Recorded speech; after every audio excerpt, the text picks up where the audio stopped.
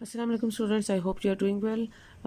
In our last lecture हमने modulation and demodulation के बारे में पढ़ा था और मैंने आपको उसका बारे में बताया था कि मॉड्यूलेशन वो प्रोसेस है जिसमें आप लो फ्रिक्वेंसी के ऑडियो वेव को हाई फ्रिक्वेंसी कैरियर वेव के साथ जो है या जिसको हम रेडियो वेव कहते हैं उसको कंबाइनिंग जो उसका इफेक्ट है उस प्रोसेस को हम मॉड्यूलेशन कहते हैं। और कैरियर वेव का काम होता है कि वो आपकी लो फ्रिक्वेंसी ऑडियो सिग्नल को उसकी डेस्टिनेशन तक पहुँचाए। ठीक है, और इसकी जो रिजल्टेंट वेव इसके नतीजे में बनती है उसको हम मॉड्यूलेटेड कैरियर वेव कहते हैं। और ये जो काम है ये ट्रांसमिटिंग स्टेशंस में होता है, यानी ट्रांसमिटिंग स्टेशंस में जहाँ पे आपकी इलेक्ट्रोमैग्नेटिक वेव्स जो हैं वो ट्रांसमिट होती हैं या जो सिग्नल्स हैं हम ट्रांसमिट करते हैं, तो उनका उनका काम ही होता है वो क्या करती हैं कि वो आपकी कैरियर वेव जो है वो लेके जाती है आपके ऑडियो सिग्नल्स को और उनको दूर डेस्टिनेशंस तक पहुंचाती है। और डीमॉड्यूलेशन जो है वो प्रोसेस था जिसमें आप रिकवर कर लेते हैं सिग्नल को from the modulated carrier wave दोबारा, यानी रिवर्स प्रोसेस जो है वो मॉड्यूलेशन को, उसको हम डीमॉड्यूलेशन या इसका दूसरा नाम हमने डिटेक्शन भी देखा था। फिर what is a carrier wave, वो भी हमने देखा था कि जो हाई फ्रिक्वेंसी वेव होती है जो आपको आरएफ ऑसिलेटर से या पावर एम्पलीफायर, आरएफ ऑसिलेटर से पहले वो ऑसिलेशंस के ज़रिए वो प्रोड्यूस होगी, उसे पावर एम्पलीफायर लगा के आप मज़ीद उसको एम्पलीफाई कर लेंगे, बड़ा कर लेंगे और फिर वो आपकी कैरियर वेव जो है वो बनती है। वो high frequency undamped radio waves जो हैं वो प्रोड्यूस होती हैं by the radio frequency oscillators, और जिनको हम आरएफ ऑसिलेटर्स कहते हैं।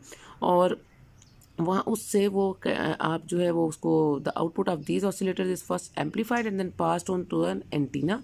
ठीक है, जैसे ये नज़र आ रहा है, तो आरएफ ऑसिलेटर से प्रोड्यूस होकर पावर एम्पलीफायर से गुजरती है और फिर आपकी एंटीना के ज़रिए से आप उसको रेडिएट आउट करते हैं।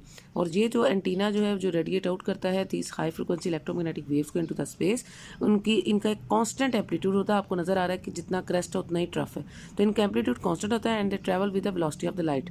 ठीक है, ये वेलोसिटी ऑफ लाइट के साथ ट्रैवल करती हैं। So they are inaudible by themselves, they can not produce any sound, ये खुद कोई साउंड प्रोड्यूस नहीं करती in the loud speaker of a receiver, as their name shows that their job is to carry the signal. इनका काम सिर्फ ये होता है कि वो लो फ्रिक्वेंसी ऑडियो या वीडियो सिग्नल को कैरी करती हैं फ्रॉम ट्रांसमिटिंग स्टेशन, या जिस तरह ये जो ट्रांसमीटर आपका एंटीना उससे कैरी करती हैं टू द रिसीविंग स्टेशन, जहाँ तक उसने जाना है, जहाँ पे उसको रिसीव किया जाना है।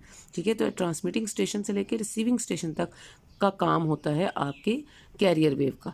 ठीक है, और इसके खुद कोई ये जो है ये कोई जो है साउंड इफेक्ट ये खुद प्रोड्यूस नहीं कर सकती। The resultant wave is called modulated carrier wave, और इसके नतीजे में जो रिजल्टेंट वेव होगी, कैरियर वेव जब ऑडियो वेव को लेके जाएगी तो वो एक मॉड्यूलेटेड कैरियर वेव कहलाएगी।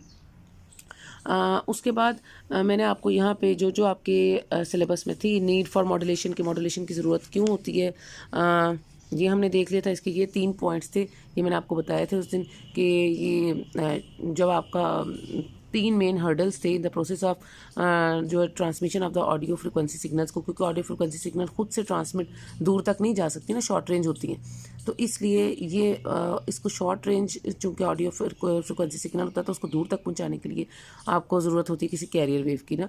और उसके बाद दूसरा ये था कि इनकी अगर ऑडियो सिग्नल्स को देखेंगे तो उनके आपस में म्यूचुअल इंटरफेरेंस के बाद वो इनइफेक्टिव हो जाती हैं। और तीसरा कि साइज़ ऑफ एंटीनास जो इनके लिए रिक्वायर्ड है वो बहुत ज़्यादा एफिशिएंट रेडिएशन ऑडियो वेव के लिए वो बहुत बड़ा एंटीना का साइज़ यानी अबाउट 75 किलोमीटर होता है। सो द सोल्यूशन ये है कि आप मॉड्यूलेशन कर लें, यानी लो फ्रिक्वेंसी सिग्नल को ट्रैवल कराएं to a very large distance to the space with the help of the high frequency carrier wave. तो वो कैरियर वेव जब उनको लेके जाएगी तो वो जो रीजनेबल साइज़ हो जाएगा एंटीनास, फिर इतने बड़े बड़े एंटीनास जो हैं वो रिक्वायर्ड नहीं होंगे और कोई इंटरफेरेंस भी नहीं होगी विद अदर ट्रांसमीटर्स और operating in the same area. तो ये हमने ये रीजंस है कि हमें क्यों चाहिए होती है कि कोई कैरियर वेव हो जो कि आपके लो फ्रिक्वेंसी ऑडियो सिग्नल को कैरी करके ट्रांसमिटिंग स्टेशन से जो आपकी रिसीविंग स्टेशन है वहाँ तक पहुँचा सके। उसके बाद ये रेडियो ब्रॉडकास्टिंग थी, उसमें भी मैंने आपको बताया था कि पहले तो आप बोलते हैं ना तो वो एक ऑडियो फ्रिक्वेंसी सिग्नल होती है और वो जो है वो उसको डायरेक्टली आप ट्रांसमिट नहीं कर सकते, तो फिर आप उसको किसी जो है वो oscillations of the high frequency के साथ मिला के यानी कैरियर वेव के साथ बिठा के आप उसको भेजते हैं। वो कैरियर वेव उसको कैरी करता है और वो फिर कैरी करके वो एक इलेक्ट्रोमैग्नेटिक वेव बन जाती है। उससे पहले एक वो लो फ्रिक्वेंसी वेव होती है।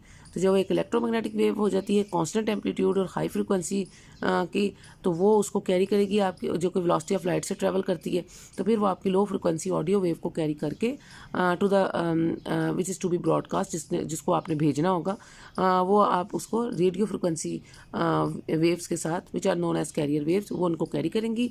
और because they carry the audio frequency signal, ठीक है, AF सिग्नल को वो कैरी करती हैं through the space to the distant places, दूर दूर तक प्लेसेस, उसकी रेंज बढ़ जाती है ना वहाँ तक भेजने के लिए। The process by which AF signal यानी ऑडियो फ्रिक्वेंसी सिग्नल और the information is impressed on the carrier wave is known as modulation.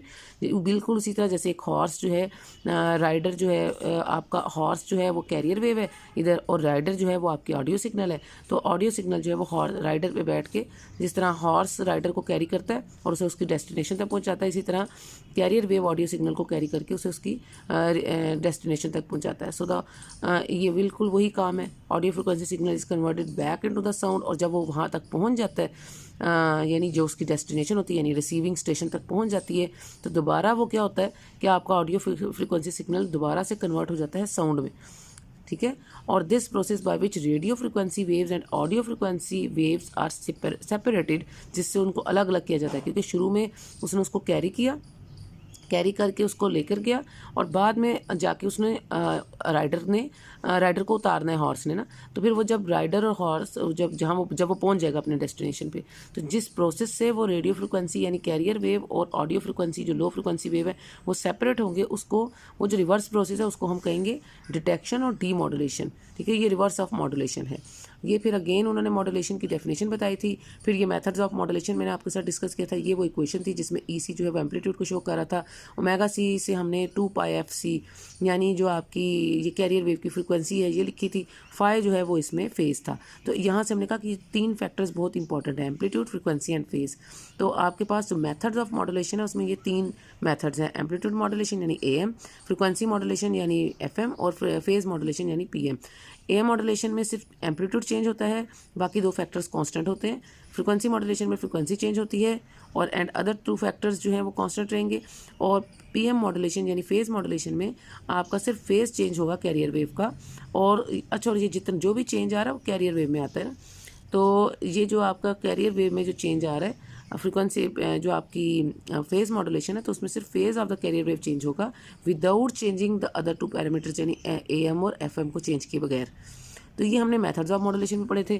फिर मैंने आपको AM मॉड्यूलेशन जो है वो थोड़ी सी बताई थी। ये आपका लो फ्रिक्वेंसी ऑडियो सिग्नल है, और मैंने आपको बताया था कि जब ये हाई फ्रिक्वेंसी कांस्टेंट एम्पलीट्यूड वाले कैरियर वेव के साथ मिलेगा, रेडियो वेव के साथ, जिसको हम कहते हैं कैरियर वेव को और या रेडियो वेव को, तो जब ये उसके साथ कंबाइंड इफेक्ट आएगा उसका वो इस तरह का आएगा। उसमें क्या होगा कि आपकी ये अंदर जो नज़र आ रहा है आपको, ये आपकी कैरियर वेव है, और ये जो इसके ऊपर बाहर के कवरिंग आपको जो एनवेलप जिसको कह रहे हैं वो just like audio frequency signal wave की तरह आ रहा है, ठीक है। तो इन दोनों ने कंबाइंड इफेक्ट, अंदर कैरियर वेव आएगी और उसके बाहर जो एनवेलप होगा वो ऑडियो सिग्नल का होगा। तो ये एक मॉड्यूलेटेड वेव है। So the process of amplitude modulation वो हमने देख लिया। उसमें उन्होंने कहा कि for the sake of simplicity the AF यानी audio frequency signal has been assumed sinusoidal. हमने देखा कि वो एक साइनोसाइडल सिग्नल है, और the carrier wave by which it is desire to transmit the audio frequency signal, ये फिगर में उन्होंने दिखा दिया। The resultant wave is called the modulated wave. इसमें जो मेन बातें हैं वो ये 2 पॉइंट्स थे जो मैंने आपको बताया था। इन समरी अगर हम सारे को सिमराइज़ करें, ऑडियो फ्रिक्वेंसी जो AM मॉड्यूलेशन है अगर हम इसको सिमराइज़ करें तो उसमें क्या आ जाएगा कि फ्लक्चुएशंस यानी जिस ऑसिलेशंस जो हम कहते हैं इन द एम्पलीट्यूड में जो आपको नज़र आ रही है फ्लक्चुएशंस या ऑसिलेशंस, ये जो ऊपर नीचे जा रही हैं, ये of the carrier wave depend on the signal amplitude. अब आपको नज़र आ रहा है कि ये ऊपर नीचे जो जा रही है कैरियर वेव में जो फ्लक्चुएशन आ रही है, वरना तो कैरियर वेव कांस्टेंट एम्पलीट्यूड की थी, लेकिन इसमें जो आपको तब्दीली नज़र आ रही है और जो फ्लक्चुएशंस नज़र आ रही है कैरियर वेव में कैरियर वेव के एम्पलीट्यूड में, वो डिपेंड करता है आपके ऑडियो सिग्नल के ऊपर कि ऑडियो सिग्नल का एम्पलीट्यूड कैसा है। जैसा जैसा आपका ऑडियो फ्रिक्वेंसी सिग्नल होगा उसी तरीके से आपकी जो कैरियर वेव की एम्पलीट्यूड है वो भी चेंज होगी, क्योंकि कैरियर वेव का अपना जो एम्पलीट्यूड है वो तो कांस्टेंट रहता है, ठीक है। तो ये जो फ्लक्चुएशंस हैं amplitude of the carrier wave में, वो सिग्नल एम्पलीट्यूड यानी AF फ्रिक्वेंसी सिग्नल जो आप उसको दे रहे हैं उसके एम्पलीट्यूड पर डिपेंड करता है। और दूसरी मेन बात यह है कि rate at which this fluctuations take place depend upon the frequency of the audio signal. और जिस रेट पे ये फ्लक्चुएशन होती हैं यानी टाइम के लिहाज से, जिस तरह से number of oscillations in a unit time जिस तरह होती हैं, तो वो जो रेट होता है उसका यानी डिवाइडेड बाय टाइम जिससे ये फ्लक्चुएशंस हो रही हैं उनको हम frequency of the audio signal कहते हैं। तो ये 2 मेन पॉइंट्स थे जो हमने इसकी देखे थे। उसके बाद नेक्स्ट हम अब आ जाते हैं अपने जो हमने आज देखना है वो टॉपिक उसकी तरफ। Power relation in an amplitude modulated wave, जो आपकी एम्पलीट्यूड मॉड्यूलेटेड वेव है उसके अंदर पावर रिलेशंस जो हैं रिलेशन आप कैसे कैलकुलेट कर सकते हैं। डिफरेंट पावर रिलेशन है जैसे और इसमें जो 3 मेन कंपोनेंट्स हैं वो ये हैं कि जो भी मॉड्यूलेटेड कैरियर वेव है उसमें ये 3 मेन कंपोनेंट्स हैं। एक तो ओरिजिनल कैरियर वेव एम्पलीट्यूड, ठीक है, ये ऊपर भी ये यहाँ पे ना डिस्क्राइब किया हुआ है कि 3 मेन जो कंपोनेंट्स होते हैं उसमें ओरिजिनल कैरियर वेव जो है वो आ जाती है, फिर उसकी अपर साइड फ्रिक्वेंसी और लोअर साइड फ्रिक्वेंसी, ठीक है। ये ओरिजिनल कैरियर वेव है जो सेंटर में आती है, लोअर साइड फ्रिक्वेंसी इस तरफ लेफ्ट साइड पे होती है और अपर साइड फ्रिक्वेंसी जो है वो राइट साइड पे होती है। तो ये 3 चीज़ों की बारे में मैंने बताया कि जब भी आप पावर रिलेशन निकालते हैं एम्पलीट्यूड मॉड्यूलेटेड वेव में तो ओरिजिनल कैरियर वेव का ध्यान रखते हैं, अपर साइड फ्रिक्वेंसी का और लोअर साइड फ्रिक्वेंसी का हम ध्यान रखते हैं। अपर साइड फ्रिक्वेंसी का एम्पलीट्यूड जो है वो MA/2, वेयर M जो है वो मॉड्यूलेशन को रिप्रेजेंट करता है ना, और लोअर साइड फ्रिक्वेंसी में भी उसी तरह जैसे अपर साइड फ्रिक्वेंसी का एम्पलीट्यूड MA/2 है, A एम्पलीट्यूड को रिप्रेजेंट कर रहा है जो कि ओरिजिनल कैरियर वेव का है। तो लोअर साइड वेव फ्रिक्वेंसी का जो एम्पलीट्यूड है वो भी हमारे पास MA/2 के बराबर होता है। तो जब हमने जो पावर कैलकुलेट करनी है radiated out by a wave through an antenna, तो वो प्रोपोर्शनल होगा एम्पलीट्यूड के स्केयर के। तो जब आपने पावर रेडिएट की कितनी पावर रेडिएट हुई है एंटीना से, तो वो उसके एम्पलीट्यूड के स्केयर के प्रोपोर्शनल होता है। तो ये कैरियर पावर है, ठीक है। तो कैरियर वेव की जो पावर होती है वो उसके एम्पलीट्यूड के स्केयर के बराबर होती है। आप इसे खोलेंगे प्रोपोर्शनलिटी को तो ये के स्केयर के बराबर होगी। अब इसमें अपर साइड बैंड, ये जो USB है इसका मतलब अपर साइड बैंड की जो पावर होती है, तो यानी जो अपर साइड वेव है या अपर साइड बैंड है, क्योंकि different combination of the waves है ना, तो उसको फिर हम बैंड कह लेते हैं। तो उसकी जो पावर है PUSB जो लिखा हुआ है वो क्या है जी आपकी, उसको आप कैलकुलेट करते हैं, वो प्रोपोर्शन होती है B/2 का स्केयर, होल स्केयर हमने किया हुआ है। और अगर आप इसको खोलें प्रोपोर्शनलिटी को तो K कांस्टेंट आ जाएगा और B²/4, ठीक है। तो उसके बाद आपके पास और B जो है वो भी यहाँ पे एम्पलीट्यूड को ही शो कर है ना, B को बाद में हम ये जाके MA के बराबर ले लेंगे, क्योंकि B जैसे ऊपर A को आपने एम्पलीट्यूड कहा है तो इसी तरह हमने B को भी एम्पलीट्यूड से रिप्रेजेंट किया। B जो है वो M टाइम्स ऑफ A के बराबर होता है, ठीक है। M मॉड्यूलेशन है और A एम्पलीट्यूड को शो करता है, तो बाद में हम इसको B को भी A में कन्वर्ट कर लेंगे। तो ये हमने स्केल लेके उसी तरह जैसे अपर साइड बैंड की पावर आपने निकाली, इसी तरह आप लोअर साइड बैंड की पावर निकाल सकते हैं, वो भी प्रोपोर्शन होती है सेम उसी तरह जैसे अपर साइड बैंड थे, सेम उसी तरह प्रोपोर्शन होगी। उसको भी ओपन करेंगे, टोटल साइड बैंड पावर जो है वो आपके पास जो साइड बैंड की पावर होगी वो 2 times of upper side band की पावर और जो है और लोअर साइड बैंड की पावर, दोनों को अगर आप मल्टीप्लाई कर दें ना तो 2 टाइम्स आप कर सकते हैं। तो 2 टाइम्स ऑफ चाहे अपर साइड बैंड की पावर कह लें चाहे लोअर साइड बैंड की पावर कह लें, दोनों एक जैसी ही होती हैं। तो आप 2 टाइम्स ऑफ ये जो है अपर और लोअर चूँकि दोनों एक जैसी होती है तो उसको आप 2 से मल्टीप्लाई कर लिया आपने, तो ये आपके पास टोटल साइड बैंड पावर आ गई जिसमें अपर साइड बैंड पावर भी है और लोअर साइड बैंड पावर भी है। अब जो टोटल पावर रेडिएटेड हुई है ट्रांसमिटिंग एंटीना से, जो टोटल पावर रेडिएट हो रही है, ये तो हमने साइड बैंड की टोटल निकाली थी ना, कि क्योंकि 2 साइड बैंड आपके पास, एक अपर और एक लोअर, तो दोनों की पावर हमने निकाल दी। अब इसमें जो टोटल पावर है उसमें कैरियर पावर भी तो आएगी ना, जो आपकी कैरियर वेव की जो पावर है उसको भी तो आप इंक्लूड करेंगे ना। तो ये 3 पावर्स मिलके, कैरियर वेव की पावर, अपर साइड बैंड की पावर और लोअर साइड बैंड की पावर, ये तीनों मिलके जो है इनका जो कंबाइंड इफेक्ट है वो आपको टोटल पावर जो है ट्रांसमिटिंग एंटीना से वो आपको देता है। जहाँ पे उन्होंने PC + PSB किया हुआ है ना, PC का मतलब है कैरियर पावर और PSB का मतलब वो जो आपने टोटल साइड बैंड पावर निकाली है ना इन दोनों से, अपर और लोअर से, तो इनको आपने ऐड कर लिया, आपके पास टोटल पावर आ गई। अब जो मैंने आपको कहा था कि आप B को भी A की फॉर्म में कर लेंगे, तो B की जगह आप MA डालें और उसको भी आप, तो ये M² A² हो जाएगा, तो A² को आप इसमें से कॉमन ले सकते हैं, K भी दोनों में कॉमन हो जाएगा, A² भी कॉमन हो जाएगा, तो अंदर आपके पास 1 + M²/2 रह जाएगा। तो ये टोटल आपके पास पावर आ जाती है जिसमें अपर लोअर साइड बैंड और साथ कैरियर पावर भी शामिल है। तो ये पावर रिलेशंस थी। अब इसमें जो हमारे पास कैरियर पावर है, ये डिफरेंट पावर रिलेशंस यहाँ पे बताएंगे। कैरियर पावर जो है वो तो K² है, टोटल पावर जो है वो भी हमने देखा, जो भी हमने निकाली है ये वाली टोटल पावर Ka² × 1 + M²/2, ठीक है, ये आपकी टोटल पावर है। तो ये हमने टोटल पावर को लिखा है। तो वो जो K² है, चूँकि हमें पता है कि K² जो इसके बाहर आ रहा था उसकी जगह हमने क्या डाली है, उसकी जगह हमने PC डाली है, यानी कैरियर की पावर। तो हमने टोटल पावर को in terms of carrier power लिख लिया, ठीक है। बाकी आप उसको जैसे मर्जी सिंप्लीफाई कर लें।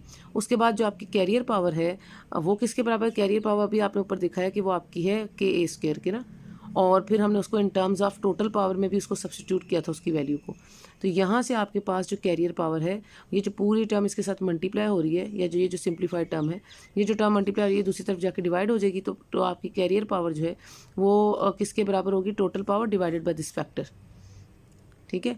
और उसके बाद पीएसबी है। पीएसबी आपने अभी पढ़ा है कि जो आपकी अभी तो हमने शुरू में जब पढ़ा था कि पीएसबी, तो वो हमने कहा था कि वो बराबर होती है 2 times of upper and lower side band, दोनों को मिला के, इसलिए हम 2 टाइम्स ऑफ साइड बैंड किया था ना। तो आपके पास टोटल साइड बैंड पावर आ गई थी, जिसमें अपर एंड लोअर साइड बैंड दोनों को हमने मल्टीप्लाई किया था, तो वो हमारे पास ये आ गई थी।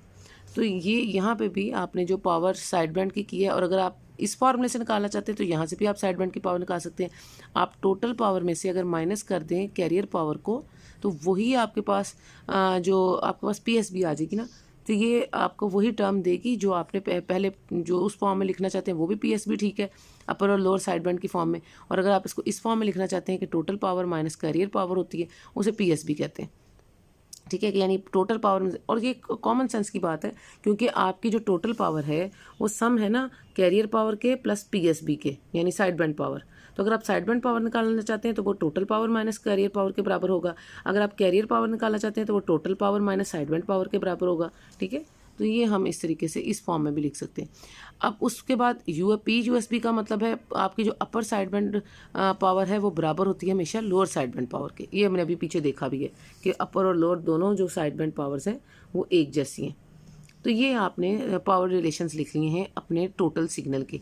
टोटल सिग्नल क्या है आपका? जिसमें एक कैरियर वेव है और उसके लेफ्ट साइड पे जो है वो लोअर साइड बैंड फ्रिक्वेंसी का जो बैंड है, और राइट साइड पे आपके पास अपर साइड बैंड फ्रिक्वेंसी का बैंड होता है। ठीक है। तो ये और उसकी फिर पावर रिलेशन होती है, एक कैरियर वेव की पावर, एक लोअर साइड बैंड की पावर, एक अपर साइड बैंड की पावर, फिर दोनों साइड बैंड की पावर मिला के आपने जो total power side band PSB निकाली, और फिर उस पीएसबी में कैरियर वेव की पावर को ऐड करके आपने टोटल पावर जो है वो सिग्नल की निकाली।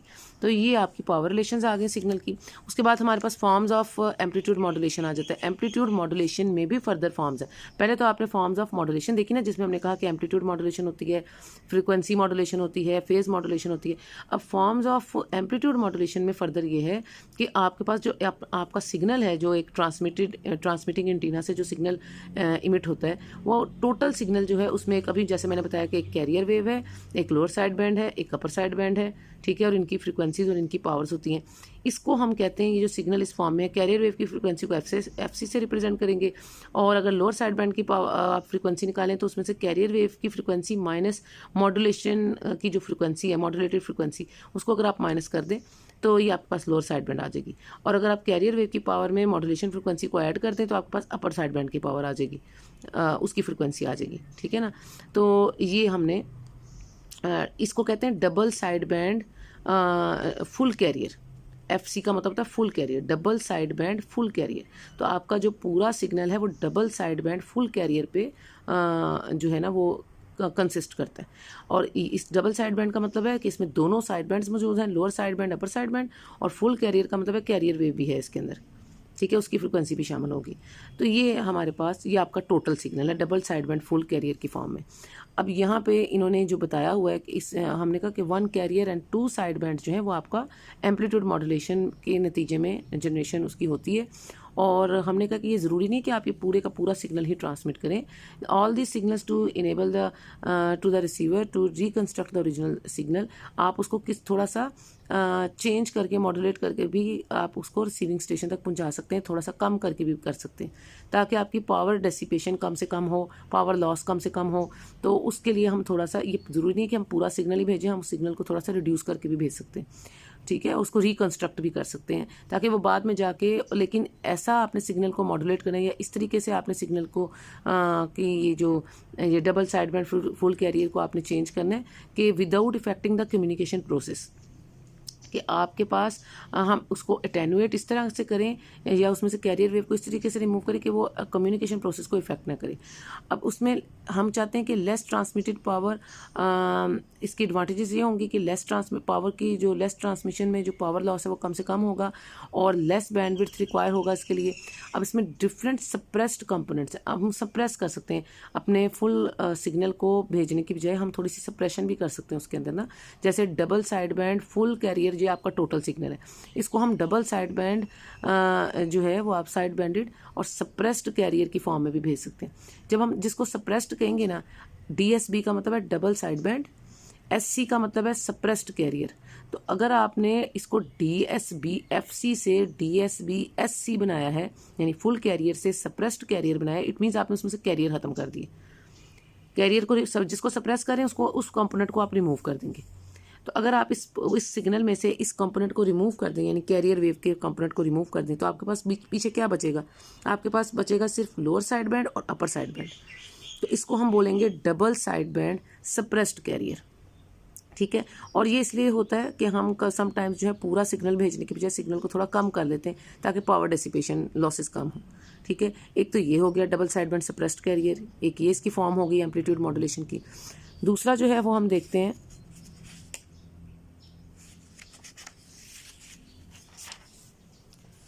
दूसरा हमारे पास ये और दो फॉर्म। अब ये देखिए, ये double side band suppressed career की ये शक्ल नजर आएगी आपको। सिर्फ लोअर साइड बैंड है, अपर साइड बैंड है, बीच में कैरियर वेव नहीं है ना, उसकी फ्रिक्वेंसी जो है वहाँ पे वो खाली है, वो जो उसकी लाइन होती थी कैरियर वेव की। एक होता है single side band transmitted carrier, TC का मतलब है ट्रांसमिटेड कैरियर। अगर single side banded transmitted carrier है, या आपका वन साइड बैंड कह सकते हैं, सिंगल साइड बैंड कह सकते हैं, इसके नाम से सिंगल साइड बैंड है ना।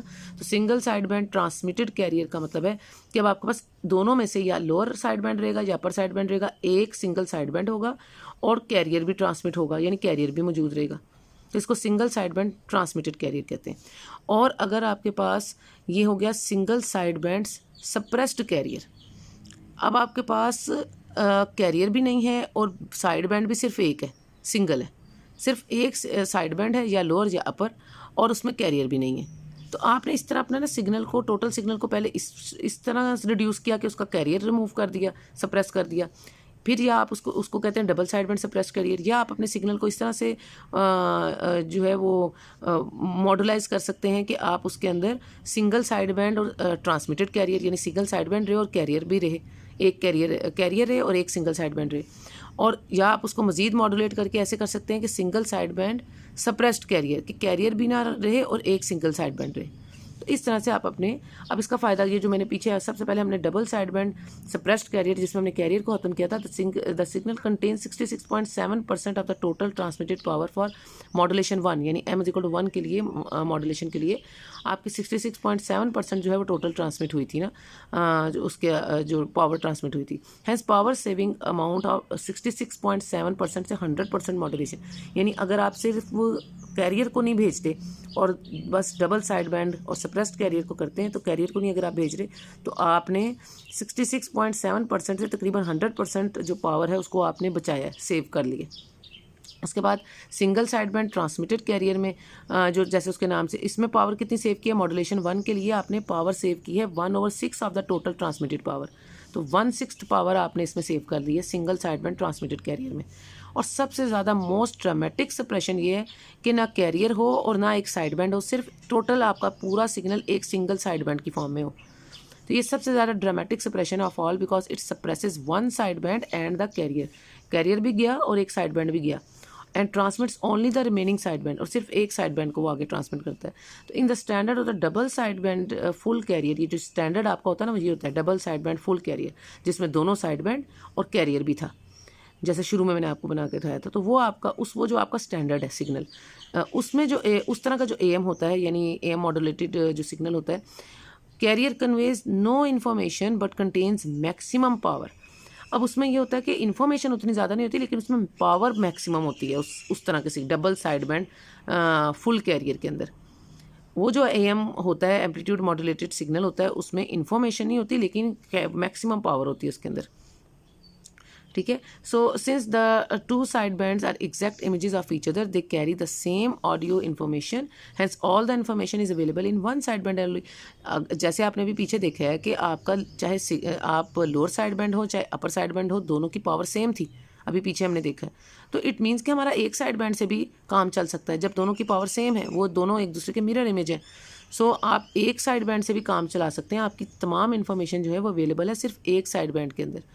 तो ऑब्वियसली हमारे कैरियर इज़ सुपरफ्लुअस होता है and one side band is redundant होता है। तो सुपरफ्लुअस का मतलब है कि आपका अननेसेसरी है, यानी एक वो फालतू का हमारा जो है उसमें कैरियर जो है वो फालतू होता है, यानी अननेसेसरी, ज़रूरी नहीं होता। और एक साइड बैंड भी हमारे पास फालतू का होता है उसके अंदर, ठीक है ना, वो भी अननेसेसरी या उसकी डुप्लीकेशन होता है। तो हमें ज़रूरत नहीं है कि हम दोनों साइड बैंड और एक जो है आपका कैरियर वो इकट्ठे सारे भेजें, क्योंकि वो इकट्ठा सारा भेजने से सिर्फ पावर ही आप बढ़ा रहे हैं, यानी और उससे लॉस के चांसेस भी ज़्यादा होंगे। Hence one side band and the carrier can be discarded with no loss of information. तो आप अगर एक साइड बैंड रिमूव भी कर देते हैं, जैसे ये सिंगल साइड बैंड में किया, और साथ आप अगर फ्रिक्वेंसी कैरियर फ्रिक्वेंसी वो जो कैरियर वेव है उसको भी रिमूव कर देते हैं, तो आपका कोई नुकसान नहीं होगा, आपकी इन्फॉर्मेशन वही रहेगी, ठीक है ना। यानी वो जो आपका हेलो था, जो भी आप आगे ट्रांसमिट कर रहे थे, वो उस तरह वो उतने का उतना ही रहना है, उसका वो इसको रिमूव करने से उस पर कोई फ़र्क नहीं पड़ेगा आपकी इन्फॉर्मेशन पे। तो ये क्योंकि आपकी सारी इन्फॉर्मेशन एक ही साइड बैंड में भी पूरी हो सकती है और आगे जा सकती है बगैर किसी लॉस के। So the result is a single side band signal. The advantage इसके क्या है, उन्होंने कहा इसमें अब आपको 83.3% जो है ट्रांसमिटेड पावर, अब आपकी इन ट्रांसमिटेड पावर है 66.7% due to suppression of the carrier and 16.6% due to suppression of one side band. आपने कैरियर को सप्रेस किया था, तो आप देखें जब शुरू में तो 66.7% था, तो वो भी हुआ। फिर वन कैरियर जो आपने वन साइड बैंड को अगर सप्रेस किया है, तो उसके साथ 16.6% इजाफी आपने पावर को बचा लिए। तो हैंस पावर इज़ कंजर्व्ड, आपने पावर को कंजर्व कर लिया in a single side band transmitter के अंदर, और इतनी आपने पावर सेव कर ली है 83.3% की पावर, जो कि सबसे ज़्यादा पावर सेव किया आपने, और बगैर किसी लॉस के, इन्फॉर्मेशन लॉस के बगैर, क्योंकि ना कैरियर वेव ना एक और जो अगर साइड बैंड, दोनों को आप सप्रेस कर दें तो आपकी इन्फॉर्मेशन पूरी रहती है। So the band width required is reduced by half. उस आपका बैंड विड्थ जो आपको चाहिए था लोअर जो एक फ्रिक्वेंसी डिफरेंस की वजह से जो बैंड विड्थ आता है लोअर फ्रिक्वेंसी और अपर फ्रिक्वेंसी के बीच में, हायर फ्रिक्वेंसी के बीच में सॉरी, तो उसमें क्या होता है कि वो जो बैंड विड्थ है वो अब आधा हो गया, 50% रह गया। क्योंकि पहले देखें बैंड विड्थ क्या था ना, लोअर साइड बैंड और अपर साइड बैंड का जो फ्रिक्वेंसी डिफरेंस था, बैंड विड्थ भी उतना ही ज़्यादा था, ठीक है। या अगर आपके पास एक साइड बैंड था और एक आपका कैरियर था, तो उसका भी बैंड विड्थ इसके मुकाबले में, डबल साइड बैंड के मुकाबले में तो कम था। लेकिन अगर आप ये देखें कि सिंगल साइड बैंड है, तो फिर इसका बैंड विड्थ तो सबसे कम है ना। तो एक तो बैंड विड्थ आपका रिड्यूस होकर हाफ हो गया, 50% हो गया। और उसके बाद size of the power supply इसके लिए बहुत स्मॉल चाहिए होती है, इतनी बड़ी पावर सप्लाई की ज़रूरत नहीं होगी। और एसएसबी सिग्नल जो सिंगल साइड बैंड सिग्नल है उसका नैरोर बैंड विड्थ होगा, लिमिट नॉइज़ लिमिटेड होगी, क्योंकि जितनी पावर आप सेव करेंगे आपकी नॉइज़ का इफेक्ट्स भी कम से कम होंगे। और main reason for the wide spread of the use of, अगर हम ज़्यादातर यूज़ करते हैं double side band full carrier को, जिसमें सारी ऑप्शंस होती हैं, बजाय के single side band suppressed carrier को इस्तेमाल करें हम, वो उसकी वजह ये है कि transmitting in broadcasting is the relative simplicity for its modulating equipment. क्योंकि वो जो आपका मॉड्यूलेटिंग इक्विपमेंट है ना, जो कि मॉड्यूलेशन करता है, वो double side band full carrier के साथ ज़्यादा ईजी, उसको सिंपल होता है। सिंपली हमें सिंप्लिसिटी उसमें रिक्वायर्ड होती है, ज़्यादा हमें उसके लिए मेहनत नहीं करनी पड़ती। क्योंकि अगर आप सप्रेशन कराते हैं ना, चाहे आप एक सप्रेशन कैरियर वेव की सप्रेशन करा रहे हैं या साइड बैंड की सप्रेशन साथ करा रहे हैं, उसके लिए फिर आपको अपने मॉड्यूलेटिंग इक्विपमेंट को ज़्यादा हाईली वो जो है ना वो उसको इक्विप्ड करना चाहिए, फुली इक्विप्ड होना चाहिए उसको। तो उतना ज़्यादा हम अफोर्ड नहीं कर सकते, एक तो वो महंगा भी हो जाता है आपका इक्विपमेंट। तो इसलिए simplicity of the modulating equipment को मेंटेन रखने के लिए हम double side band full carrier को प्रेफर करते हैं, क्योंकि उसका जो इक्विपमेंट है वो सिंपल होता है और चीप भी होगा। और इसलिए फिर हम जो है बेशक पावर हमारी ज़्यादा लॉस हो जाती है और सेव नहीं हो सकती, तो हम उसी की तरफ जाते हैं, double side band full carrier की तरफ, रैदर देन हमें ये ज़्यादा फ़ायदा देता अगर हम single side band suppressed carrier को इस्तेमाल करते हैं, ठीक है। तो ये जो है ये तो ये इसमें टॉपिक था। दूसरा जो मैंने आपको भेजे थे ये आपको मैंने बता दिया हुआ है। फ्रीक्वेंसी मॉड्यूलेशन अगेन आ गई है कि कैरियर वेव की चेंज कि frequency of the carrier wave जो है वो चेंज होगी, उसका एम्पलीट्यूड चेंज नहीं होगा। और जो amount of change in frequency is determined by the amplitude of the modulating signal. Modulating signal किसको कहते हैं? एएफ को, यानी वो जो ऑडियो फ्रीक्वेंसी आपका सिग्नल है ना, उसको मॉड्यूलेटिंग। मैंने आपको ये लास्ट लेक्चर में बताया भी था कि मॉड्यूलेटिंग सिग्नल वो है जिसने मॉड्यूलेट होना है, और मॉड्यूलेटेड सिग्नल वो हो जाता है जिसको मॉड्यूलेट आपने कर लिए, जो आफ्टर मॉड्यूलेशन आपको मिलता है। तो वो जो amount of change in frequency वो डिटरमाइन आप कर सकते हैं by the amplitude of the modulating signal से। Whereas the rate of change जो है वो फ्रिक्वेंसी से आप डिटरमाइन करते हैं ऑफ द मॉड्यूलेटिंग सिग्नल। तो ये इसकी फ्रिक्वेंसी मॉड्यूलेट। उसके बाद जो मेन बातें हैं वो मैं आपको इसमें बता देती हूँ। The fact that the amount of change in frequency depend on the signal amplitude, यानी जो आपका ऑडियो सिग्नल है उसकी जो जितना अमाउंट चेंज आप अमाउंट जो चेंज करना चाहते हैं फ्रीक्वेंसी का वो सिग्नल के एम्पलीट्यूड पर डिपेंड करता है। और where R stands for the resting frequency, louder signal causes greater frequency change in the modulated carrier wave as indicated by the increased bunching and spreading of the waves as compared with the relatively weaker signal के मुकाबले। जितना louder signal होगा उसमें frequency change उतना ज़्यादा आएगा। अब louder signal किस पे डिपेंड करता है? उसके एम्पलीट्यूड पे, ठीक है ना। तो उसमें फ्रीक्वेंसी चेंज भी ज़्यादा आएगा। तो एम्पलीट्यूड किसके पे? Amplitude of the modulating signal, यानी वो जो आपका ऑडियो फ्रीक्वेंसी सिग्नल है उसके ऊपर डिपेंड कर रहा है कि आपका सिग्नल अगर ज़्यादा लाउड होगा तो फिर उसकी फ्रीक्वेंसी चेंज भी उतनी ज़्यादा होगी, ठीक है। तो वो जो मॉड्यूलेटेड कैरियर वेव होगी, यानी उसके बाद वो जो मॉड्यूलेशन के बाद जो वेव बनेगी वो उस पर उस फ्रीक्वेंसी का इफेक्ट भी आपको नज़र आएगा ना। और as compare to the weaker signal के मुकाबले में ज़्यादा इफेक्ट नज़र आएगा।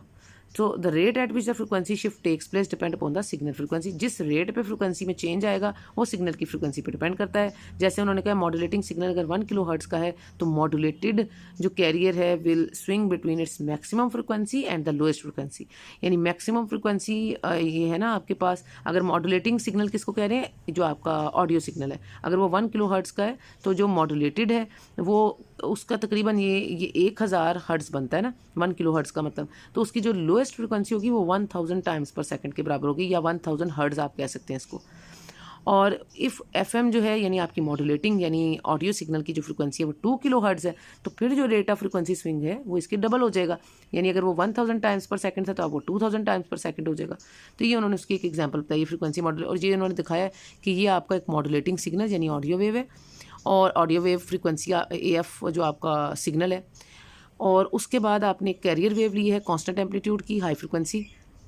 ये दोनों आपस में जब कंबाइंड होंगी, कंबाइंड इफेक्ट देंगी तो आपको मॉड्यूलेटेड कैरियर वेव मिलेगी इस शक्ल की, जिसमें आपको नज़र आ रहा है कि कहीं पे लाइंस बहुत क्लोज हैं जो वो हाई फ्रीक्वेंसी को रिप्रेजेंट कर रही हैं, जहाँ पे सेंटर होगा उसको F0 से शो कर रहे हैं, फिर लो फ्रीक्वेंसी आ जाती है जहाँ पे दूर दूर लाइंस है, ठीक है, फिर सेंटर आता है, फिर आपके पास हाई फ्रीक्वेंसी आती है, फिर सेंटर आता है, फिर लो फ्रीक्वेंसी आती है। ये पैटर्न मेंटेन रहता है इसके अंदर, ठीक है। और फ्रीक्वेंसी में आपको नज़र आ रहा है चेंज आ रहा है, तंग हो रही हैं, खुली हो रही हैं, लाइंस तंग हो रही हैं, खुली हो रही हैं, तो ये पैटर्न मेंटेन रहता है आपका। तो जो दो अहम बातें हैं इसमें वो ये हैं कि एक तो अमाउंट ऑफ फ्रीक्वेंसी डेविएशन और द शिफ्ट और the variation depend upon the amplitude of the audio signal जो आपको मिला है, उसका जो फ्रीक्वेंसी में जो चेंज है, जो अमाउंट है उस फ्रीक्वेंसी में कितने अमाउंट से फ्रीक्वेंसी में चेंज आएगा वो उसकी ऑडियो सिग्नल की लाउडनेस पे डिपेंड करता है। Greater the frequency deviation and vice versa, अगर ज़्यादा लाउड साउंड होगी तो ज़्यादा फ्रीक्वेंसी डेविएशन होगी, और अगर कम साउंड मतलब ज़्यादा ऊंची आवाज़ नहीं होगी तो वहाँ पे क्या होगा, वीक सिग्नल होगा,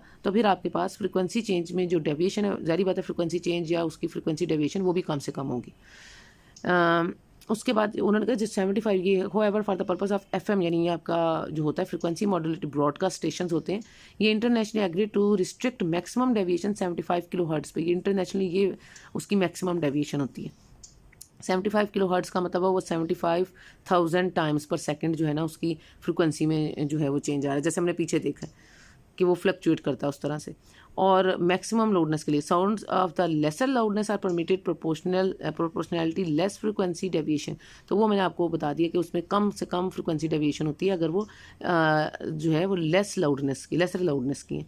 ज़्यादा लाउडर साउंड्स हैं तो उनमें ज़्यादा फ्लक्चुएशंस होंगी, उनमें फ्रीक्वेंसी डेविएशन ज़्यादा होगी। लेसर लाउडनेस है तो ज़ाहिर सी बात है फ्रीक्वेंसी डेविएशन भी कम होगी। तो ये मेन बात थी एक तो पहले ये। उसके बाद rate of frequency deviation depends on the signal frequency, जो जिस रेट से टाइम के लिहाज से जो भी चेंज आ रहा है फ्रीक्वेंसी की डेविएशन में वो सिग्नल की यानी ऑडियो वेव जो आपकी है, ऑडियो वेव का जो सिग्नल है उसकी फ्रीक्वेंसी पे डिपेंड करता है। तो ये दो अहम बातें आखिर में हमने समराइज करके बता दी अपने फ्रीक्वेंसी मॉड्यूलेशन के जो है टॉपिक में, ठीक है। अब फ्रीक्वेंसी मॉड्यूलेशन जो है ये फ्रीक्वेंसी डेविएशन के बारे में बताया हुआ कि अगर फ्रीक्वेंसी जो है एफएम ट्रांसमीटर की विदाउट सिग्नल इनपुट हो तो उसको हम रेस्टिंग फ्रीक्वेंसी कहते हैं। Resting frequency basically carrier wave की जो ओरिजिनल फ्रीक्वेंसी होती है विदाउट किसी सिग्नल के, या हम उसको सेंटर फ्रीक्वेंसी F0 जो हमने शो किया हुआ ना उधर, ये इसको हम सेंटर फ्रीक्वेंसी भी कहते हैं, और उसको इसी को हम रेस्टिंग फ्रीक्वेंसी भी कहते हैं। And it is allotted frequency of the transmitter, क्या आपके ट्रांसमीटर को ये एक अलॉटेड फ्रीक्वेंसी मिली हुई है, ठीक है। तो वो आपकी सेंटर फ्रिक्वेंसी है। आपने उस सेंटर फ्रिक्वेंसी के लिहाज से फ्रिक्वेंसी ने हाई होना है और लो होना है।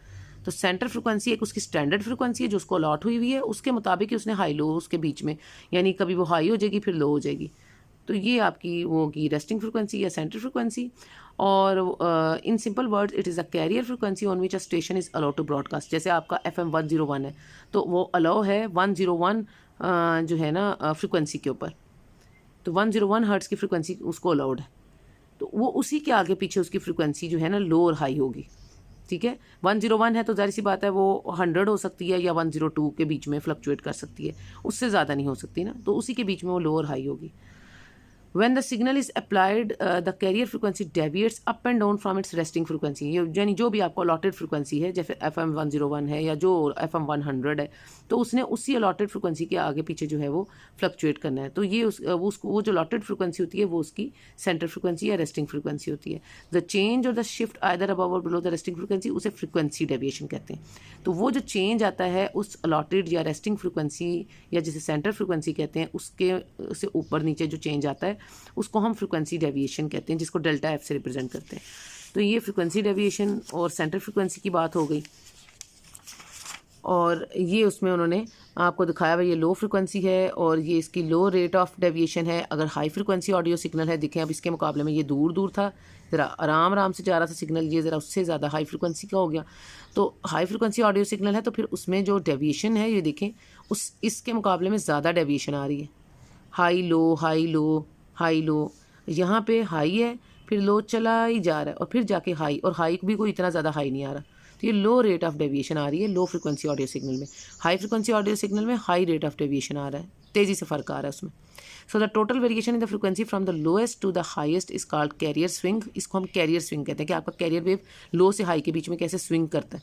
तो उसको हम 2 times of the frequency deviation से मल्टीप्लाई, अगर आपको कैरियर स्विंग निकालना है तो आप 2 टाइम्स ऑफ डेल्टा एफ करें यानी फ्रिक्वेंसी डेविएशन करें तो आपको कैरियर स्विंग मिल जाएगा। द मैक्सिमम फ्रिक्वेंसी डेविएशन जो है वो 75 किलो हर्ट्ज़ की अलाउड है, इससे ज़्यादा की अलाउड नहीं है। ये बात जहन में रखें कि फ्रिक्वेंसी डेविएशन अगर ज़्यादा से ज़्यादा हो सकती है तो वो 75 किलो हर्ट्ज़ तक की हो सकती है for commercial FM broadcast station, जैसे मैंने FM 101 की बात की। तो 75 किलो हर्ट्ज़ से ज़्यादा की डेविएशन यानी लोअर और अपर में इससे ज़्यादा का फ़र्क नहीं हो सकता, ठीक है। तो ये आपको मैंने जनरली ये बता दिया कि आपकी जो फ्रिक्वेंसी मॉड्यूलेशन है उसको हम किस तरीके से फर्दर हमने देखा कि वो होती क्या है और कैसे हम उसको फ्लक्चुएट, वो उसमें फ्रिक्वेंसी डेविएशन कैसे आती है, कैरियर स्विंग क्या होता है, फिर उसमें सेंटर फ्रिक्वेंसी क्या होती है और वो किस पे डिपेंड करती है ऑडियो सिग्नल की लाउडनेस के ऊपर ना, कि अगर वो लो फ्रिक्वेंसी ऑडियो सिग्नल है या हाई फ्रिक्वेंसी ऑडियो सिग्नल है, उस हिसाब से उसमें लो रेट ऑफ डेविएशन या हाई रेट ऑफ डेविएशन आता है। तो ये बातें हमने फ्रिक्वेंसी मॉड्यूलेशन की फ्रिक्वेंसी मॉड्यूलेशन की आगे फर्दर टाइप्स आपके सिलेबस में नहीं थी, एम्पलीट्यूड मॉड्यूलेशन की थी, इसलिए मैंने आपको एम्पलीट्यूड मॉड्यूलेशन में जो आपको मैंने बताया है कि वो जो ये जो हमने SSB, ये जो TC और SSB SC और वो जो हमारे पास DSB SC, ये जो 3 तरह की हमने ये 3 फॉर्म्स पढ़ी है ना, ये एम्पलीट्यूड मॉड्यूलेशन की फर्दर टाइप्स थी, जिसमें हमने double side band suppressed carrier, single side band transmitted carrier, single side band suppressed carrier, तो ये 3 फॉर्म्स हमने पढ़ी थी एम्पलीट्यूड मॉड्यूलेशन की जो कि आपके सिलेबस में थी।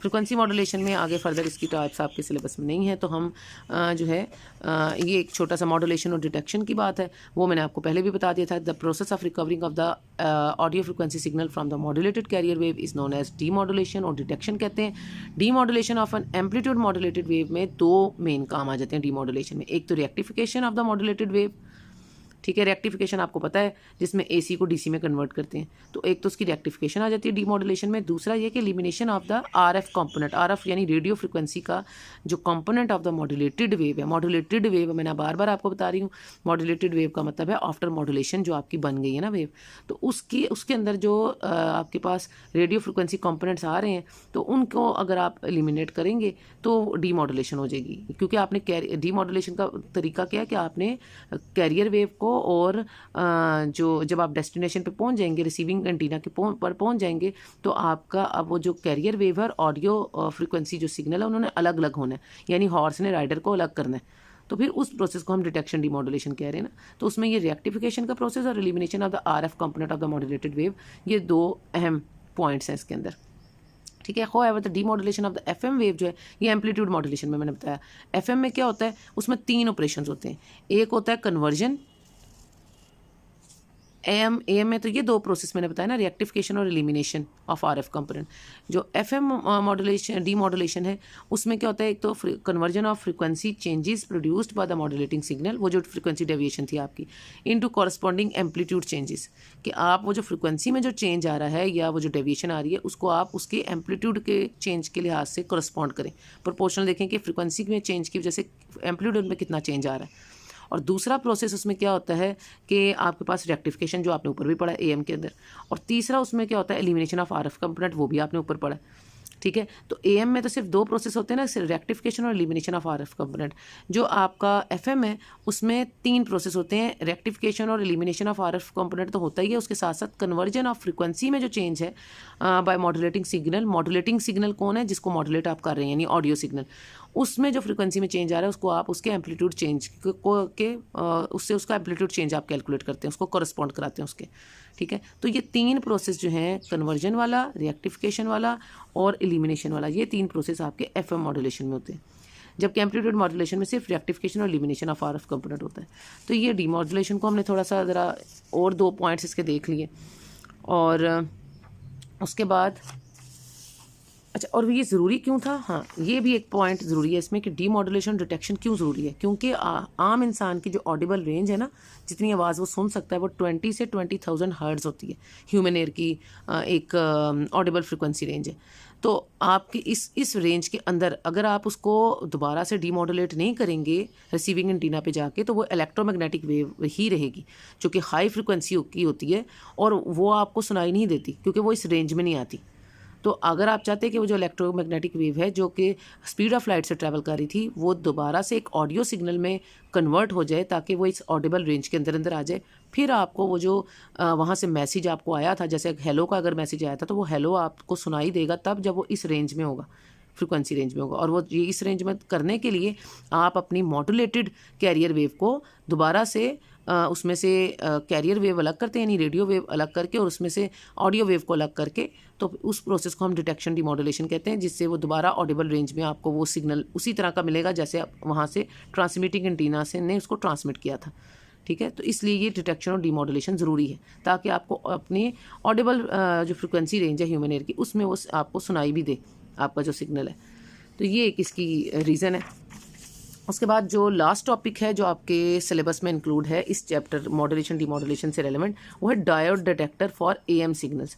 अच्छा, एक तो ट्रांजिस्टर डिटेक्टर्स भी होते हैं AM सिग्नल्स के, लेकिन ये आपके सिलेबस में नहीं है, और इसलिए हमने diode detector for the AM signals देखा है। डायोड डिटेक्टर का मतलब है कि आपने डायोड को रखना है, और अगर आप इसको जो है वो ट्रांसमिटिंग एंटीना से ये सिग्नल, ये जो LC सर्किट है, ऑसिलेशंस प्रोड्यूस हुई हैं, और ये आपके पास AM और FM ये जो नज़र आ रही है ना आपको, ये मॉड्यूलेटेड ये अब AM या जो है ये ऑडियो फ्रिक्वेंसी सिग्नल या रेडियो नहीं है, ये दोनों मिल गए हैं, ये मॉड्यूलेटेड सिग्नल है।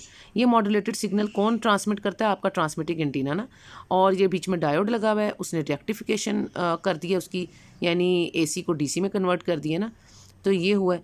और उसके बाद यहाँ पे फिर आउटपुट आप ले लेते हैं उसका। तो ये जो है ये आपके पास फ़िल्टर सर्किट लगाते हैं इसमें। ये हमने RC1 जो है वो पैरेलल R और C रेजिस्टेंस और कैपेसिटेंस जो रेजिस्टर कैपेसिटर जो है उनको लगाया हुआ है पैरेलल में, तो आपके पास लो जो है पास फिल्टर बन जाता है एक तरह का। ठीक है, ताकि आपके पास आउटपुट पे है वो सिर्फ DC जाए ना, ताकि आपका रेक्टिफिकेशन का प्रोसेस कंप्लीट हो जाए। ये बीच में ब्लॉकिंग कैपेसिटर लगा हुआ है, ठीक है, उसका भी काम यही है कि वो आपकी AC को नहीं गुजरने देगा, DC को ही बाहर आउटपुट पे लेके जाएगा। इसी तरह ये DC एंड AF सिग्नल ये दिखाया हुआ है, ये इस तरह से था। उसके बाद ये AF सिग्नल ओरिजिनल इस तरह था ना, जिसमें क्रेस्ट भी था और ट्रफ भी था, ये ओरिजिनल AC सिग्नल था। उसके बाद आपने जब उसको रेक्टिफिकेशन कराया इसके डायोड के थ्रू, तो फिर वो ऐसा बन गया था, ठीक है, जिसमें सिर्फ ऊपर ही आ गया था सारा सिग्नल, जो ट्रफ वाला पोर्शन था वो भी आपकी इक्विलिब्रियम लाइन के ऊपर आ गया था। तो ये डायोड का फ़ायदा होता है जिससे आप रेक्टिफिकेशन का प्रोसेस करा सकते हैं। और ये डायोड डिटेक्टर का मतलब है, डिटेक्टर मतलब डीमॉड्यूलेटर। अभी आपने पीछे पढ़ा कि डिटेक्शन का मतलब डीमॉड्यूलेशन होता है ना, तो डायोड डिटेक्टर का मतलब है डायोड डीमॉड्यूलेटर आप जो यूज़ कर रहे हैं ना अपने मॉड्यूलेटेड सिग्नल को दोबारा अलग अलग करने के लिए। अब इस मॉड्यूलेटेड सिग्नल में से हमने कैरियर वेव अलग करनी है, और अपना जो ऑडियो सिग्नल जो एनवेलप है ना ऑडियो, उसको अलग करना है। उसके लिए ये रेक्टिफिकेशन, अभी हमने पीछे 3 प्रोसेस पढ़े ना कि रेक्टिफिकेशन भी हो सकती है, और कौन सा क्या हो सकता है रेक्टिफिकेशन के बाद कि हम उसकी एलिमिनेशन RF की भी कर सकते हैं, ये 3 हमने पढ़े ना। और AM में तो 2 पढ़े थे कि रेक्टिफिकेशन हो सकती है या एलिमिनेशन हो सकती है RF कंपोनेंट की ना। तो यहाँ पे AM के लिए हम पढ़ रहे हैं ना, तो सिर्फ हमने इधर रेक्टिफिकेशन पार्ट देख रहे हैं कि रेक्टिफिकेशन करा के हम उसको कैरियर को और ऑडियो सिग्नल को अलग अलग कर सकते हैं। ये सर्किट उन्होंने जैसे इसको ये डिस्क्राइब किया हुआ LC सर्किट आपने लगाया और किस तरह इसके एडवांटेजेस क्या हैं। ये आप देख लें कि RF कैरियर वेव जो है फिल्टर्ड आउट, ये लो पास फिल्टर इसमें लगाया हुआ RC1। अब ये लो पास फिल्टर का मतलब है कि इनपुट सिग्नल को रेक्टिफाई करेंगे डायोड से और पास करेंगे लो पास फिल्टर से। और ये the RF carrier wave is filtered by the low reactance, ये जो आपकी कैपेसिटर जो है C1, ठीक है, ये इससे गुजरेगा और इसको हम RF फिल्टर कैपेसिटर और RF बाईपास कैपेसिटर कहते हैं।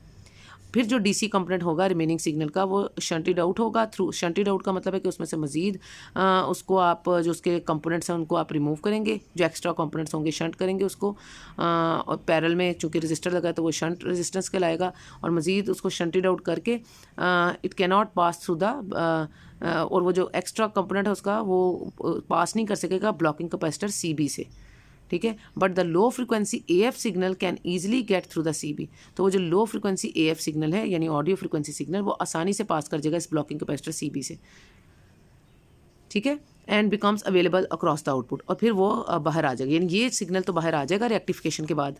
ये जो एक्स्ट्रा पार्ट था वो इधर से हमने वो जो RF वेव्स थी इसके अंदर वो हमने वो इसमें से लो पास फिल्टर से गुजार के उनको रिमूव कर दिया उनके इफेक्ट को, ठीक है। और फिर वो कहाँ आउटपुट पे कहाँ मिलेंगी, किसी हेडफोन या जो भी आपने ओरिजिनल साउंड जो है वो यहाँ पे सुनाई देगी आउटपुट पे। इसका एडवांटेज क्या है कि डायोड डिटेक्टर्स या डायोड डीमॉड्यूलेटर्स जो हैं वो ज़्यादा एक्सटेंसिवली यूज़ होते हैं AM ब्रॉडकास्ट में। AM ब्रॉडकास्ट रिसीवर्स वो होते हैं एम्पलीट्यूड मॉड्यूलेशन जो ब्रॉडकास्ट स्टेशन होते हैं, ज़्यादातर ये हिली स्टेशन पे होते हैं, ठीक है। तो ये जो AM ब्रॉडकास्ट स्टेशन है और उसमें क्या होता है कि आप चाहते हैं कि सिग्नल पहाड़ों के ऊपर तक जाए, तो हिली एरियाज़ में चूँकि बड़े बड़े पहाड़ होते हैं तो वहाँ पे फिर पहाड़ों के ऊपर तक जाने के लिए AM मॉड्यूलेशन सिग्नल के लिए ज़रूरी होती है।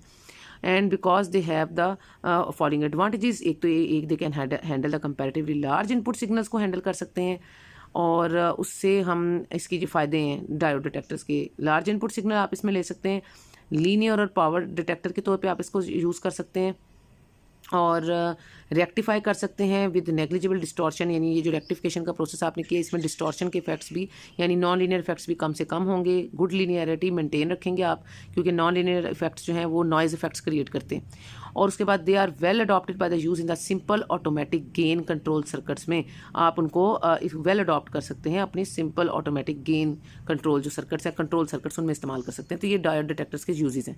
इस तरह की चीज़ें वो आपको शॉर्ट आंसर क्वेश्चन में पूछ सकते हैं कि व्हाट आर डायोड डिटेक्टर्स, या उनके एडवांटेजेस या उनके डिसएडवांटेजेस क्या हैं। तो डिसएडवांटेज भी देख लेते हैं कि they do not have the ability to amplify the rectified signal by themselves as it is done by the transistor detector, ठीक है, क्योंकि ट्रांजिस्टर डिटेक्टर करता है एम्पलीफाई, ये एम्पलीफाई नहीं कर सकते सिग्नल को, ये जैसा बस रेक्टिफाई करेगा और आउटपुट मिल जाएगा, जैसा होगा, जैसा आपका मॉड्यूलेटेड इनपुट सिग्नल होगा उसको रेक्टिफाई करके वैसा ही आउटपुट पे आ जाएगा। एम्पलीफिकेशन का जो प्रोसेस अगर आप चाहते हैं तो उसके लिए फिर आपको ट्रांजिस्टर डिटेक्टर या ट्रांजिस्टर डीमॉड्यूलेटर इस्तेमाल करना पड़ता है। उसमें आपका जब ये मॉड्यूलेटेड जो ट्रांसमिटिंग एंटीना से गुजरता है मॉड्यूलेटेड सिग्नल, तो वो फिर बाद में तो आप उसको एम्पलीफाई भी कर सकते हैं। तो ये एक इसका नुकसान है। However it is not very serious, ये कोई इतना बड़ा नुकसान नहीं। Drawback since the signal amplification can be effected both before and after rectification, क्योंकि आप ये पहले भी उसकी आप पहले से ही एम्पलीफाइड सिग्नल लें, बड़ा सिग्नल लें, आप छोटा सिग्नल ना लें, ठीक है। तो दैट्स वाई ये कोई इतना बड़ा इशू नहीं है। तो आप अगर पहले से ही बड़ा सिग्नल लेते हैं तो आप, और आफ्टर रेक्टिफिकेशन भी आप उसको, इसमें अगर डायोड डिटेक्टर में आप उसको आफ्टर एम्पलीफिकेशन वो नहीं कर सकते, आफ्टर डिटेक्शन या आफ्टर रेक्टिफिकेशन उसको एम्पलीफाई नहीं कर सकते, वो उसके लिए आपको ट्रांजिस्टर डिटेक्टर चाहिए होता है। तो आप पहले से ही अगर एम्पलीफाइड सिग्नल लेंगे तो आपको ये ज़रूरत ही नहीं पड़ेगी। दूसरा जो इन्होंने दिखाया हुआ वो ये कि while conducting the diode consume some power which reduces the Q factor, यानी क्वालिटी फैक्टर को थोड़ा सा रिड्यूस कर देता है, as well as the gain और सिलेक्टिविटी सिलेक्टिविटी जो है उसको भी ये थोड़ा सा इफेक्ट करता है ना, तो गेन को भी थोड़ा रिड्यूस कर देगा, यानी आउटपुट को, क्वालिटी फैक्टर को थोड़ा सा जो है इफेक्ट करेगा, रिड्यूस करेगा, और ट्यून्ड सर्किट के, और सिलेक्टिविटी यानी कौन सा सिग्नल उसने सेलेक्ट करना है और कौन सा नहीं उसके लिए यूज़फुल। तो ये थोड़ा सा ये इसके डिसएडवांटेज है। 2 डिसएडवांटेज हमने पढ़े हैं, एडवांटेजेस इसके मुकाबले में 4 हैं, तो 4 एडवांटेजेस हैं और 2 डिसएडवांटेज हैं। दैट्स वाई इस कोई इतना बड़ा मसला नहीं है डायोड डिटेक्टर ना। तो ट्रांजिस्टर डिटेक्टर सिर्फ ये है कि वो amplification after getting output you can amplify the signal ना, तो वो उसके लिए ट्रांजिस्टर डिटेक्टर चाहिए। तो उस दैट्स वाई हमारे लिए अगर हम पहले से एम्पलीफाइड सिग्नल लें तो डायोड डिटेक्टर भी मोर देन इनफ है, उसके कोई इतने ज़्यादा डिसएडवांटेज नहीं। हाँ, क्वालिटी फैक्टर का की एक बात हो सकती है, या गेन में थोड़ा सा, या सिलेक्टिविटी में थोड़ी सी आपको कंप्रोमाइज़ करना पड़ेगा इसके लिए। सो ये इस चैप्टर में जितने भी आपके सिलेबस में जो टॉपिक्स थे ये मैंने आपको आज कवर करा दिए हैं। उम्मीद मैं आपसे करती हूँ कि अब आप इसको अच्छे से एक दफ़ा गो थ्रू कर लें इस लेक्चर को, तो आपको ये मॉड्यूलेशन एंड डी मॉड्यूलेशन के का जो आपका टॉपिक था ये पूरा आपका आज के लेक्चर से क्लियर हो जाएगा इंशाल्लाह। सो इन पॉइंट्स को साथ साथ आप देखें, क्योंकि ये जो चीज़ें हैं ये उस बुक में नहीं है जो हम जिसको फॉलो कर रहे थे, जो हमारी रेफरेंस बुक थी, ये अलग से टॉपिक्स हैं। तो आपने इनको मैंने आपको ये टॉपिक्स भी भेजे हुए हैं, आप उनको हार्ड फॉर्म में अपने पास करा के रखें और साथ साथ तैयार करें, क्योंकि ऐसे टॉपिक्स में से ना फिर शॉर्ट आंसर क्वेश्चंस आने की बहुत ज़रा जो है परसेंटेज जो है ना बढ़ जाती है कि शॉर्ट आंसर क्वेश्चन ज़्यादा आ जाते हैं उसमें से। तो इनको आप अच्छे से, और आपको पहला आपका जो मेन पर्पस होना चाहिए वो आपको शॉर्ट आंसर क्वेश्चन तैयार सबसे पहले करने हैं if you want to get the pass marks, ठीक है ना। तो उसके लिए आपको पासिंग मार्क्स के लिए एटलीस्ट शॉर्ट आंसर क्वेश्चन जो है वो आपने जो है प्रिपेयर सबसे पहले करने हैं। तो दैट्स वाई आपके लिए इस लिहाज से इम्पॉर्टेंट है। सो अगर आपको कोई भी प्रॉब्लम, फिर भी कोई मसला समझ में ना आए तो you can ask me in our class, और आप मुझे कमेंट सेक्शन में भी कमेंट करके पूछ सकते हैं। Until the next lecture, take care, अल्लाह हाफिज़।